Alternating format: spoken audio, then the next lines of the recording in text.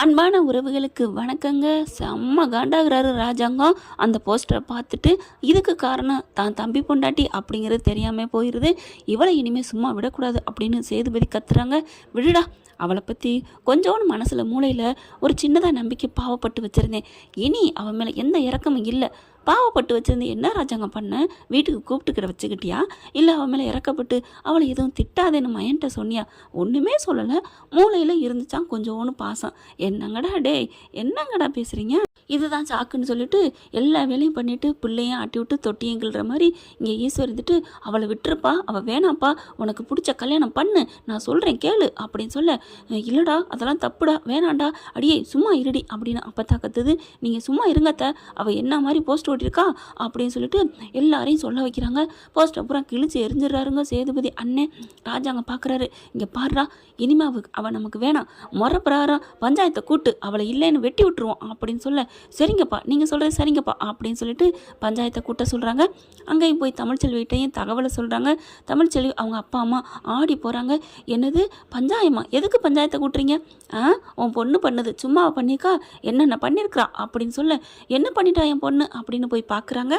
போய் பார்த்தா அப்படியே போஸ்டராக ஒட்டி இருக்குது. என்னடி தமிழ்ச்செல்வி இப்படி ஒட்டியிருக்கு? ஐயோ அம்மா, இதெல்லாம் நான் எங்கம்மா பண்ணேன்? நான் பண்ணவே இல்லைம்மா. அப்படியே ஆடி போகிறாங்க. நமக்கு ஏதுமா நேரம்? நமக்கே இங்கே வீட்டுக்கு வந்து நம்ம கடையை ஓப்பன் பண்ணோம், நம்ம வேலையை பார்க்குறோம், நான் காலேஜ் போயிட்டு வர்றேன், அதுக்கெல்லாம் இப்படி பண்ணி வச்சுருக்காங்க அப்படின்னு சொல்லிட்டு இதையெல்லாம் அவங்களே தான் பண்ணியிருக்காங்க அப்படின்னு பேசுகிறாங்க. இருந்தாலும் ராஜாங்கமும் சேதுவும் ஒரே பிடியாக இருக்கிறாங்க.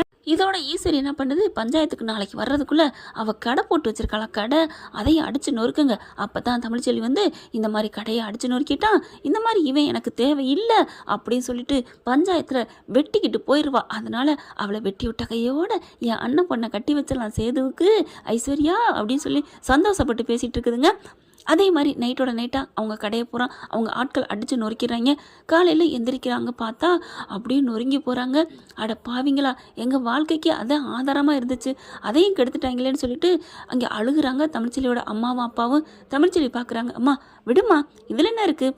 அவங்க நொறுக்குனது கடையை மட்டும்தான், நம்மளோட நம்பிக்கை இல்லை, நம்ம முன்னுக்கு வருவோமா, பரவாயில்ல வாங்க அப்படின்னு சொல்லிட்டு உடஞ்ச பொருட்கள்லாம் எடுக்கிறாங்க. அதையும் டக்குன்னு வீடியோ எடுக்கிறாரு நம்ம செல்லப்பாண்டி. ஏப்பா இதெல்லாம் எடுக்கிறீங்க? இல்லைம்மா இதை காமிக்கணும்ல, அதை காமிச்சு என்னப்பா பண்ண போகிறோம்? இதுக்குமே நம்ப மாட்டாங்க, அதுக்குன்னு ஒரு கூட்டம் இருக்குது, விடுப்பா, கடவுள்னு ஒன்று இருந்தால் நம்ம பக்கம் என்ன நியாயம் இருக்கோ அது நடக்கும், நீ பேசாமல் வாப்பா அப்படின்னு எல்லாத்தையும் எடுத்து வைக்கிறாங்க. அப்படியே கடையும் ஒடிச்சு நொறுக்கியாச்சு, இனிமேல் பாரு நடக்கிறது நமக்கு தான் அப்படின்னு இதுங்க சந்தோஷமாக இருக்குதுங்க. சேது ராஜாங்க கிளம்புறாரு, வாயா நம்ம போயிட்டு அவன் வேணான்னு முறிச்சு விட்ருவோம் இதோட அப்படின்னு சொல்லிட்டு பஞ்சாயத்தை கூட்டுறாங்க. ஆட்களும் ஆலமரத்தடியில் வந்து உட்காந்துருக்காங்க. எங்கே அவளை காணோம், அவள் திமிரு பிடிச்சவ, உடனே வருவாளா என்ன அப்படின்னு சொல்லி பேசிகிட்டு இருக்க, அவங்க கடையை எடுத்து வச்சுட்டு எல்லா வேலையும் முடிச்சுட்டு, அம்மா வா கிளம்புவோம் அப்படின்னு சொல்ல, என்னடி பண்ண போகிற, என்ன பண்ண போகிறா, என்ன தான் நான் பண்ணணும்னு நீ நினச்சிட்ருக்க, சொல்லுமா. இல்லடி அது வந்துடி, என்ன அது வந்து போயிட்டா, அவங்க என்னென்ன பண்ணியிருக்காங்க, இதுக்கு மேலேயும் அவன் வேணும், அந்த குடும்பத்தோட வாழணும் அப்படி சொல்ல நினச்சிட்ருக்கியா? இல்லடி அது வந்து பேசாமல் இருமா அப்படின்னு சொல்லிட்டு எல்லா பொருளையும் எடுத்து வச்சுட்டு லேட் ஆகுது. அதுக்கப்புறம் 3 பேரும் கிளம்பி போகிறாங்க. தங்கச்சியும் வர, நீ இருடி, நீ வேணாம். இல்லைக்கா நானும் வருவேன்க்கா, நான் எப்படிக்கா உன்னை விட்டு இருப்பேன், எனக்கு இந்த வீட்டில் எப்படிக்கா நிம்மதியாக இருக்க முடியும் அப்படின்னு சொல்லிட்டு தங்கச்சியும் கிளம்பி வராங்க. பஞ்சாயம் கூட்டுற இடத்துக்கு இந்த வராளா, ஆடி அசைஞ்சு வர்றதப்பார் அப்படின்னு சொல்ல வந்து நிற்கிறாங்க. எதிர நிற்க, மூஞ்சியை பாரு மூஞ்சியா அப்படிங்கிற மாதிரி அப்படியே முறைக்கிறாரு சேது. அப்படியே தமிழ்ச்செல்விக்கு செம்ம காண்டாகுது. அப்போ அந்த நிற்கையிலே தமிழ்ச்செல்வியை ஈஸ்வரியும் அவங்க அந்த 3 குரூப் இருக்குல்லையா, என்னடி உன் கதை அதோ கதையா, நான் சொன்னேன்ல என்னை பாவச்சுக்கிட்டு இந்த வீட்டில் வாழ முடியாது அப்படின்னு, உன்னை அன்னைக்கே நான் சொன்னேன், கல்யாணம் பண்ண வேணாம், இந்த வீட்டுக்கு வர வேணாம், இங்கே வீட்டில் நாகம்மான்னு ஒருத்தி நான் இருக்கேன், உன்னை கொத்தாமல் விட மாட்டேன்னு எவ்வளவோ சொன்னேன், கேட்டியா அப்படின்னு சொல்லிட்டு பயங்கரமாக சிரிச்சுக்கிட்டு பேச தமிழ்ச்செல்வி செம்ம காண்டாகுது. போகிறீங்களா பேசாமல், இப்போ உங்களுக்கு என்ன கிடச்சிச்சு அப்படின்னு சொல்ல, என்ன கிடச்சிச்சா, நீ தோல்வி ஆயிட்டடி, தேர்தலையும் தோல்வி ஆகிட்ட, இப்போ கல்யாண வாழ்க்கையிலையும் தோல்வியாகி தோற்று போய் உட்கார போகிற, அதுக்கப்புறம் என்ன பண்ண போகிறேன்னு தெரியுமா, என் அண்ணன் பொண்ணை தாண்டி கல்யாணம் பண்ண போகிறேன், என்ன பண்ண முடியும் அப்படிங்கிற அப்படியே நிமிந்து பார்க்குறாங்க.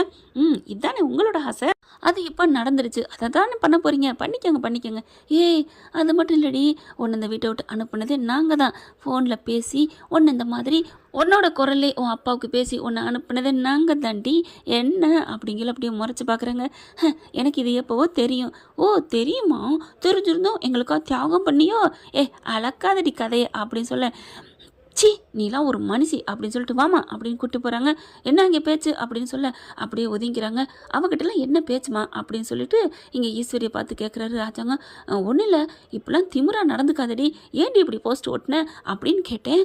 அப்படி தான் ஒட்டுவேன், நீங்கள் பண்ணது அப்படித்தானே அப்படின்னு திமிரா பேசுகிறா மாமா அப்படின்னு சொல்ல, இனிமேல் அவளோட என்ன நமக்கு பேச்சு, அதான் ஒன்றும் இல்லைன்னு வெட்டி விட போகிறோம்ல அப்படின்னு பேசுகிறாங்க. தமிழ்ச்செல்வி அதையும் கேட்குறாங்க. ஆமாப்பா, இனிமே சேது நீ கவலைப்படாத, நீ சீக்கிரம் இவளை வெட்டி விட்டு நல்லபடியாக உனக்கு கல்யாணம் நடக்கும். நீ யாரையா, நீ எம்எல்ஏ, பயப்படாத அப்படி இப்படின்னு சொல்ல அடுத்து பார்க்குறாங்க. பஞ்சாயத்தில் விசாரிக்கிறாங்க. என்னப்பா ராஜாங்க சேது என்ன சொல்லுங்க அப்படிங்கல. எங்களுக்கு அவளுக்கு இனிமேல் ஒட்டுமொத்த உரம் ஒன்றுமே இல்லைங்க. அவள் எங்களுக்கு எதிராக எப்போ போட்டியாக நின்னாலோ அப்போவே அவள் வேணான்னு முடிவு எடுத்துட்டேன். அடுத்து இங்கே பாருங்கள் போஸ்ட்டு அப்படி இப்படின்னு ஒட்டியிருக்கா, அவள் எதுக்குங்க எங்களுக்கு, அதனால் எல்லாத்தையும் முறிச்சு விடுங்க அப்படிங்கிறாங்க. அதுக்கப்புறம் தமிழ்ச்செல்வி கூப்பிட்றாங்க. சொல்லுமா நீ என்ன சொல்கிற, இந்த சம்மந்தத்தை ஏற்றுக்கிறியா முறிச்சுக்கிறியா அப்படின்னு சொல்லிட்டு ஓலையை எடுத்து கையில் வைக்கிறாங்க. அந்த ஓலையை முறிச்சு விட்டாலே சம்மந்தம் முடிஞ்சு போச்சுன்னு அர்த்தம் இல்லையா, அதனால் கேட்குறாங்க. சொல்லுடி சொல்லு, எனக்கு இவன் வேணான்னு தானே சொல்ல போகிறேன் அப்படின்னு சொல்லலே. எனக்கும் நானும் எவ்வளவோ நினச்சேங்க, ஆனால் இந்த மாதிரி இவங்கெல்லாம் நடப்பாங்கன்னு நினைக்கவே இல்லை.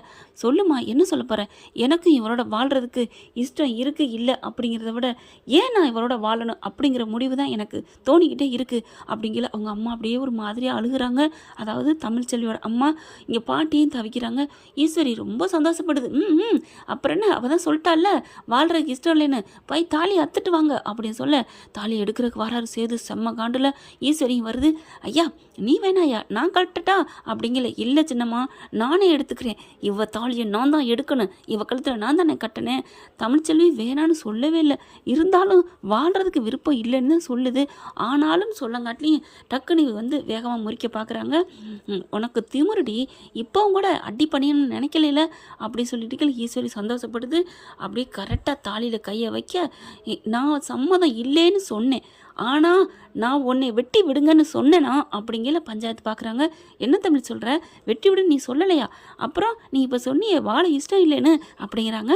வாழ இஷ்டம் இல்லை தான், ஆனால் என் வயிற்றில் குழந்தைன்னு ஒன்று இருக்குல்ல, அதுக்கு யார் அப்பா, நான் அதுக்கு ஒரு முடிவு சொல்லலையே அப்படின்னு சொல்லலே. அதெல்லாம் முடியாதுடி அப்படின்னு ஈஸ்வரி என்ன பண்ணுது, தாலியை பறிக்க போகல அம்மானு கத்துறாங்க. கத்துறோன்னே என்னடி ஆச்சு அப்படிங்கிற மாதிரி அப்போதான் ஓடி வருது. அப்படி தாங்கி பிடிக்கிறாங்க. ஐயோ அம்மானு கத்துறாங்க, அப்படி கதறாங்க. என்னாச்சுன்னு எல்லாரும் பார்க்க, ஐயோ இவளுக்கு பிரசவலி ஏற்பட்டுருச்சு அப்படிங்கிறாங்க.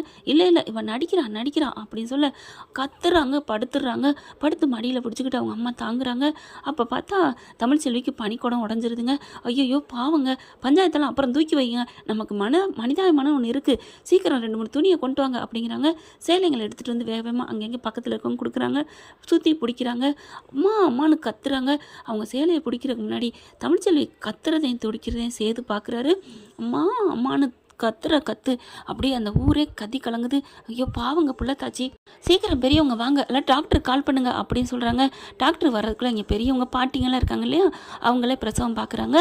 குழந்தை பிறந்துருதுங்க. குழந்தை பிறந்தா பொன் குழந்தை பிறந்திருக்கு அப்படின்னு சொன்னோன்னே, ஐயா ராஜாங்க உங்கள் வீட்டு வாரிசுங்க, பொன் குழந்தை பிறந்திருக்கு, நீங்கள் சொல்லுவீங்களே உங்கள் மனைவி தான் பிறப்பாங்கன்னு அப்படின்னு சொல்லி குழந்தைய தூக்கிட்டு வராங்க. அப்படியே தூக்கி வாரி போடுது சேதுக்கு. அடுத்து மறுபடியும் கத்துறாங்க. என்னாச்சு மறுபடியும் கத்துறாளே அப்படின்னு பார்த்தா மறுபடியும் குழந்தை பிறக்குது, ஆண் குழந்தை அப்படின்னு சொல்ல, அப்போ உங்கள் வீட்டு வாரிசும் பிறந்துருச்சு, உங்கள் வீட்டு பொண்டாட்டியும் பிறந்துருச்சு அப்படின்னு எல்லாம் அங்கே இருக்கவங்க பாதி பேருக்கு மேலே சொல்ல ஈஸ்வரிக்கு தூக்கி வாரி போடுது. கரெக்டாக காரியம் கை கூடுற நேரம் இப்படி ஆகுது அப்படின்ட்டு பிள்ளைய புடியா அப்படின்னு சேதுபதி கையில் பொம்பளை பிள்ளைய கொடுக்குறாங்க. ஆம்பளை பிள்ளைய அம்மாச்சி வாங்குது. சேது ராஜாங்கத்தில் கொண்டே கொடுக்குதுங்க. 2 பேர் குழந்தை 2 பேர் வாங்கி வைக்க சேது என்ன பண்ணுறதுன்னு தெரியல. அம்மாவோடது அப்படியே முகத்தில் தெரியுது. அப்படியே அவரும் பார்க்குறாரு. ஆமாம் இல்லை குழந்தைய பார்க்குறாரு. ஐயா சேது இந்த குழந்தைய பார்க்குறப்ப அப்படியே உன் அம்மா மாதிரியே இருக்கியா, உன் அம்மா மாதிரியே நெத்தி, உன் அம்மா மாதிரியே உதடு, எல்லாமே உன் அம்மா மாதிரியே இருக்கியா இங்கே பாரியா உன் அம்மாவுக்கு 6வது விரல் இருக்குயா, அதே மாதிரி காலில் இருக்குயா, 6வது விரல் இருக்குயா, அப்படியே என் பொண்டாட்டி தாயா அப்படின்னு சொல்லிட்டு இதை குழந்தைய குடியா அப்படின்னு சொல்லிட்டு ஆம்பளை பிள்ளையை கொடுத்துட்டு பொம்பளை பிள்ளையை வாங்கி கொஞ்சம்னு கொஞ்சுறாங்க. போச்சு எல்லாம் போச்சுன்னு தலையில் துணியை போட்டு ஈஸ்வரி உட்காருது. அப்படியே ஐயா இதெல்லாம் பிள்ளைய பார்த்து மனசு மாறிடாத, அவகிட்ட கொடுத்துரு, அவள் வேணாம் அப்படிங்கல, சும்மா நிறுத்துங்க சின்னம்மா அப்படின்னு சொல்லிட்டு பஞ்சாயத்து இப்போ வேணாங்க அப்புறம் பார்த்துக்கலாம் அப்படின்னு ராஜாங்க சொல்லிடுறாரு. அப்பா அப்படிங்கல, இன்னும் என்னடா பிள்ளைய பார்த்தில 2 நம்ம லட்டியா கொடுப்பாளா, அவ கொடுக்க மாட்டா, டைவர்ஸுங்கிறது அப்புறம் பார்த்துக்கலாம் அப்படின்னு சொல்கிறாங்க. இங்கே தமிழ்ச்செல்வி கண்ணு மயக்கமாக இருக்குது. அதுக்குள்ளே ஆம்புலன்ஸ் வந்துடுறாங்க. ஆஸ்பத்திரி தூக்கிட்டு போகணும், குழந்தைங்க கொடுங்க. நான் கொடுக்க மாட்டேன் அப்படின்னு செய்து சொல்ல அம்மாச்சி பார்க்குது. கவலைப்படாதையா, உனக்கு உன் அம்மா தருவேன், ஆனால் ஆஸ்பத்திரிக்கு போகணும்ல, பிள்ளையும் தாயும் இப்போ பிரிச்சா அந்த புள்ள உனக்கு முழுசாக கிடைக்கணுமா வேணாமா? ஐயோ இல்லை பாட்டி அப்படின்னு சொல்லிட்டு நானும் போவேன் அப்படின்னு வேனில் ஏறிட்டு பிள்ளையும் தூக்கிக்கிட்டு கிளம்பி போகிறாங்க. ஏன்னா இவங்க கொஞ்சம் மயக்கத்தில் இருக்கிறாங்கங்கிறதுனால ஆஸ்பத்திரிக்கு தூக்கிட்டு போகிறாங்க. ஈஸ்வரி ஒன்றும் பண்ண முடியாது, போச்சே வடை போச்சே அப்படிங்கிற மாதிரி நிற்கிதுங்க. ஓகே ஃப்ரெண்ட், பார்க்கலாம் என்ன நடக்க போகுதுன்னு. எப்படியும் போக வாய்ப்புகள் இருக்குது. இந்த பதிவு உங்களுக்கு பிடிச்சிருந்துச்சுன்னா உங்கள் பொண்ணான கையால் ஒரு லைக்கை போட்டு சப்ஸ்கிரைப் பண்ணிடுங்க. Thank you friends. இந்த வீடியோ உங்களுக்கு பிடிச்சிருந்தா தயவு செய்து லைக் பண்ணுங்க. இன்னும் அப்டேட்ஸ்க்காக சேனலை சப்ஸ்கிரைப் பண்ண மறக்காதீங்க. நம்ம கிட்ட இருக்க எல்லா சேனல்ஸோட லேட்டஸ்ட் வீடியோ அப்டேட்ஸ்க்காக மேல ரைட் சைடுல காட்டுற லிங்கை கிளிக் பண்ணி வாட்ஸ்அப் குரூப்ல ஜாயின் பண்ணுங்க. உங்களிடம் விடைபெறுவது நான் உங்கள் மெஹர்.